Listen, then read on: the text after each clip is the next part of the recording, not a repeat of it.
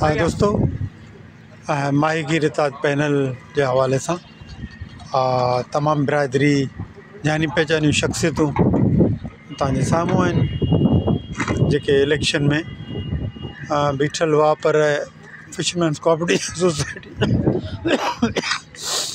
जा इलेक्शन कोन थी सघिया। उन लाइ करे जिदोजहद वरी भी जारी आहे। इन जो पैनल तव्हांजे साम्हूं आहे, जंहिंमें इन पैनल में जेको आहे सलीम दीदक हो, शहजाद जामोट हो, शकील सिद्दीक हो, रशीद मामा, डॉक्टर यूसुफ, रहीम बख्श खान, मीर खान। बहरहाल पंहिंजो फिशरमैन्स कोऑपरेटिव सोसाइटी जी इलेक्शन जी ज़रूरत आहे, पर हालांकि छो लेट पिया थियनि, थिए ई कोन वेठी।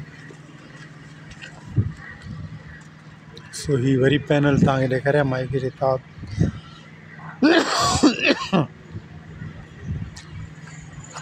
शायद थी वञे इलेक्शन, वरी